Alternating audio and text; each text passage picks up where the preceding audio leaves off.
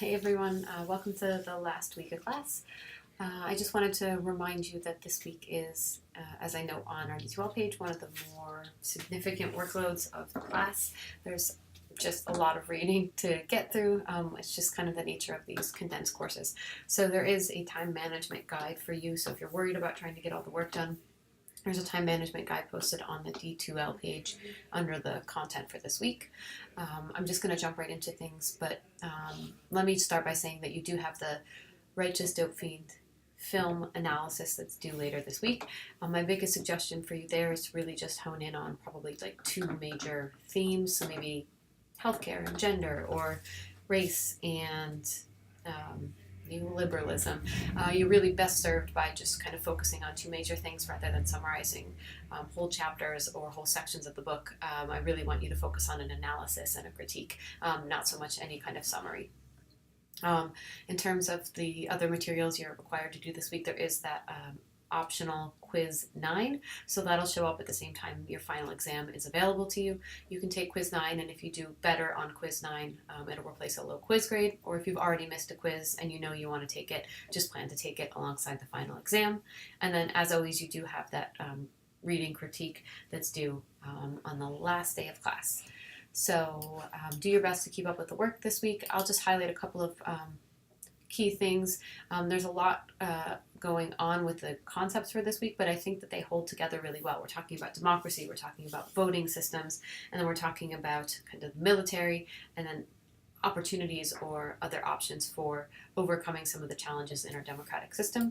So with the themes related to democracy, I just want you to be really thinking about some of the specific ways in which there are ideal forms of democracy, the ways that we think or hope our system is going to work, and then the reality is that oftentimes our economic imperatives or our political imperatives are really upsetting that system. It's making it harder and harder for people to access the right to vote, harder and harder for people to get the information they want to actually make an informed choice about a particular elected official. And so the book does talk about different kinds of constraints on democracy, that there are real specific reasons why people sometimes choose not to vote or are unable to vote. I think it's interesting to think about the fact that in the United States, it can be quite challenging to vote. In Oregon, we're privileged enough that we get ballots mailed to our house and we can fill them out and send them back or put them in the little drop boxes. But in many other states, people have to take time off of work or take a bus or take multiple buses to get to the right place to cast a ballot. So in other countries, it's actually a national holiday on election day in certain parts of the world. So thinking about how that could really transform the way we think about how people access the right to vote. I also include a couple of different links to just some of the real challenges we have in people actually accessing the right to vote when they do have the right. So we know that many people, voter ID laws can be cumbersome for people, particularly older adults who might not have proper identification. We also know that there are real issues with people of color, people who have been released from prison, accessing the right to vote. And so that can mean that there are different ways in which the political system it may not accurately reflect all the wishes of the people in the United States. And we also know that we have ongoing concerns potentially related to Russia at the moment. So it'll be interesting to see what kind of information pans out in the next few months about potential election interference and things like that.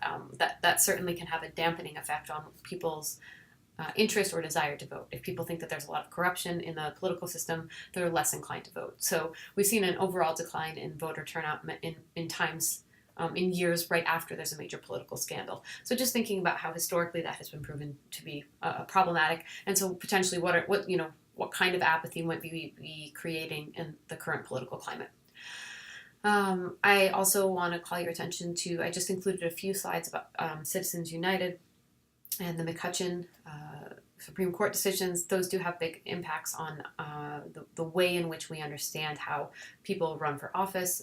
There are increasingly fewer. We have fewer and fewer restrictions on some of the contributions that major donors, so really, really wealthy people and different kinds of corporations or businesses can make to elected officials. So that can often mean something, it can drown out the impact that my or your contribution to a politician might make, right? Maybe I can donate $20 to a local campaign, but News Seasons can donate $1 million, right? So think about how there's disparities there. And so in the past, we had some different kinds of restrictions trying to really balance out the impacts that like these big businesses or corporations would have as compared to like the average person's political donation. But now, because money is being seen by the Supreme Court as a form of speech, we're increasingly seeing the move towards not limiting any kind of campaign contributions from these external sources. So the concern that many sociologists or political scientists would have is just that that means that the average person's impact in any given election cycle is just much more limited. My $20 just doesn't go as far. So that can have an impact on the types of ads we see, on the type of people that even run for office, right? People who maybe have closer connections to corporations are going to be more likely to raise enough money to get seen. So there's a lot of concerns we might have about the impact of money in elections. We're still seeing some of that borne out, but I included a couple of impact slides just showing you that oftentimes we are seeing like I include this election spending per state slide to kind of show you that lots and lots and lots of money is going into different kinds of elections, but it's not all going equally, right? So in swing states that have these really targeted political or the electoral votes during the presidential elections, lots and lots and lots of money goes to those states, but not so much to states like ours, where it's sort of presumed that the electoral votes we have will go towards the Democratic Party. Anyway, there's so much you could talk about. I could teach a whole class just on campaign finance, but I encourage you to read more and to learn a little bit more about it. I think it's just going to continue to be an issue we think about during every election. Just a quick side note, we have relatively low voter turnout in the United States as compared to other places, although in Oregon we do a little bit better with our paper ballots. And the book does a really great job of talking about the actual system in which we are voting, noting that we have this, what we would call the first past the post. First past the post means you just have to get the most votes. It doesn't mean the majority of people have to vote for you. So that's a really interesting thing in other parts of the world. And this is not necessarily, this can be true of the presidential elections, but really this would be important when we're talking about potentially like local level elections. You might want an actual, a majority of people in Portland to elect the mayor. So you kind of keep going until you get a much higher proportion of people actually voting in favor of a particular candidate versus what we have now. So the example I include on the slide is one person gets 34% of the vote, the other two each get 32%. And that first person is elected, even though they never had to get half of the vote. So there's different ways in which they give you alternatives, fusion voting or proportional representation or instant runoff voting. Those are all different alternative models that would actually try and weight differentially or require people to go back and vote again till you got more people kind of electing the person, or at least saying, oh, I'd be happy-ish with that person. So there's interesting ways that our system isn't allowing that kind of reflection to happen. We're just getting that. You just got to get the most.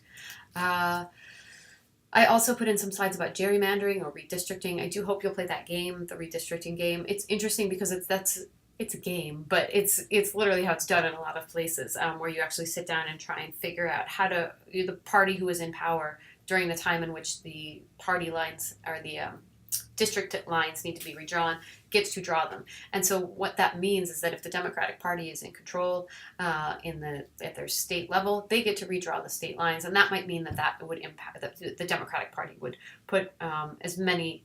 They talk about it as packing and cracking, right? You try and put a whole bunch of people into a district to weight that district toward a Democratic Party, or you try and split up the opposing party's vote. And so Republicans and Democrats are widely known to be doing this around the country.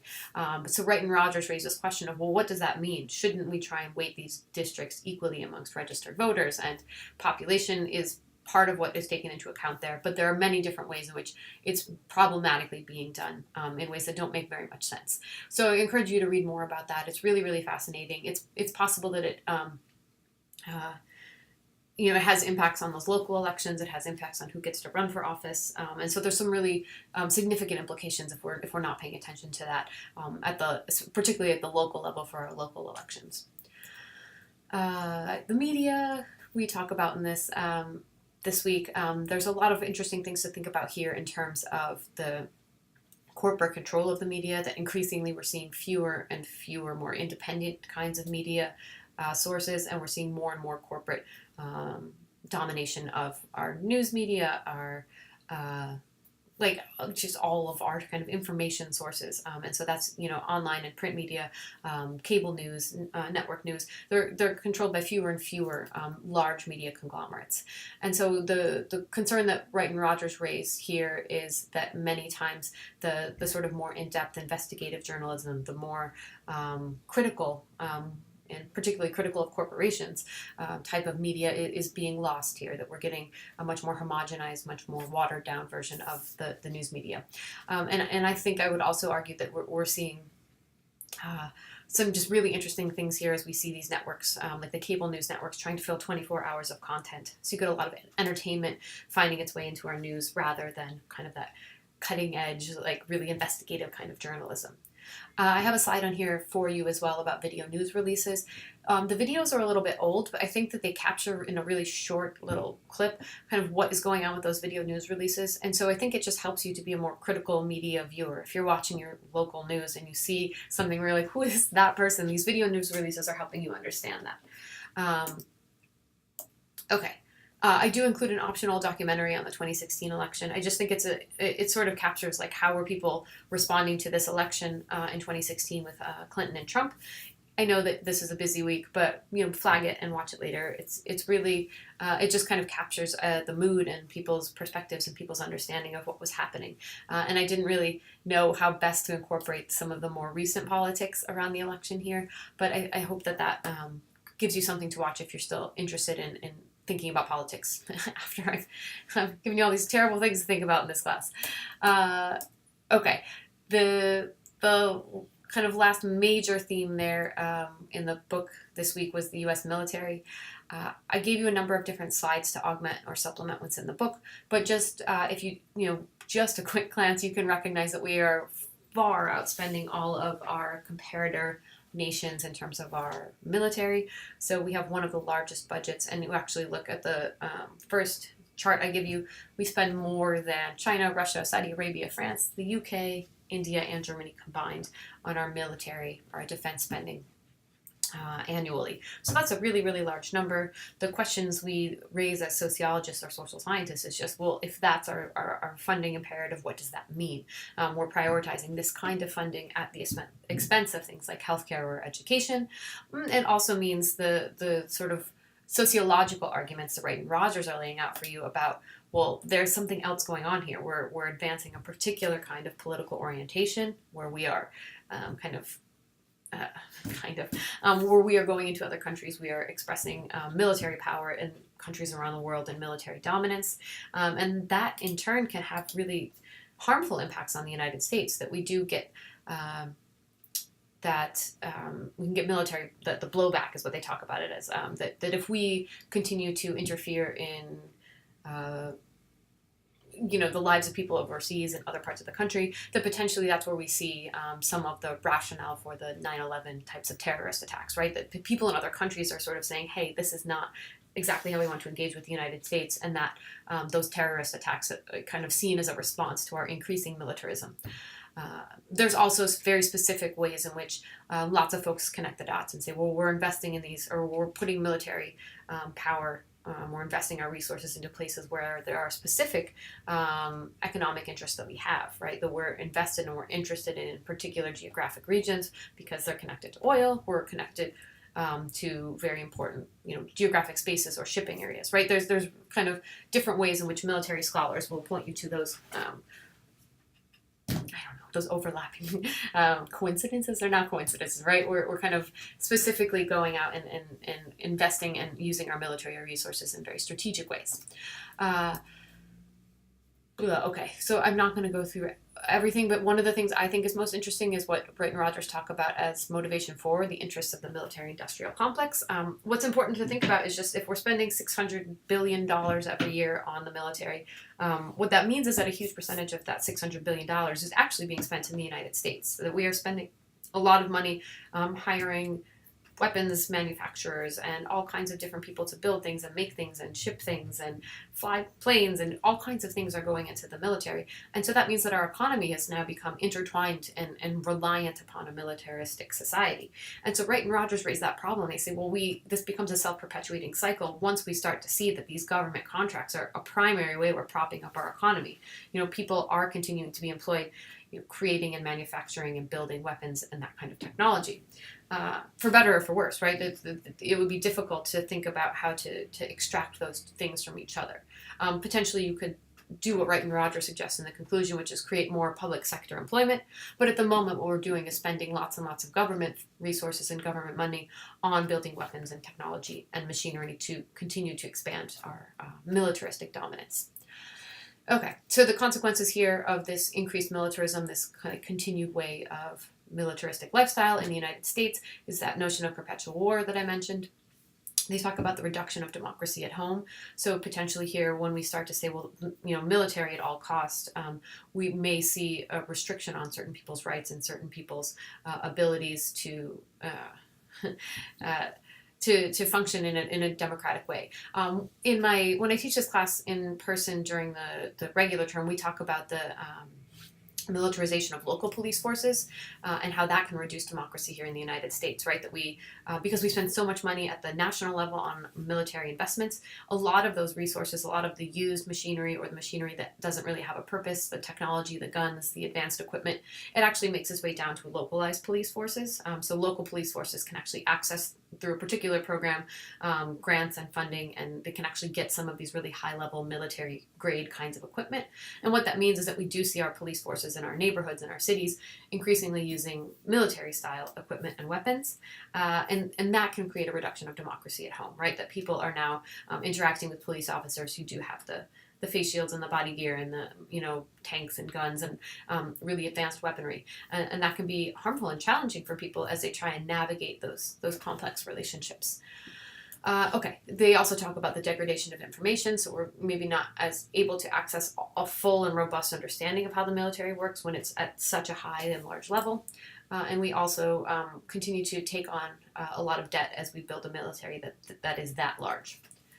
Okay, the concluding parts of the chapters are really asking you to think about these alternative kinds of neighborhood initiatives, community policing, a variety of different ways in which you might actually find alternative ways for people to interact with the political system, alternative ways for people to interact with law enforcement. So I think that there's some good solutions, there's some interesting solutions. They don't quite go far enough in sort of critiquing this larger structural dynamic in the United States where we have such profound levels of inequality. But I think that the solutions they provide in the alternative democratic section really do help you to understand that there are interesting ways that we could be engaging at this more local level. Okay, with Right Dystophian, I just really want you to take a peek at the chapters where they're trying to give you suggestions or ideas about what some of the solutions might be here in terms of getting people off of drugs, off of the street.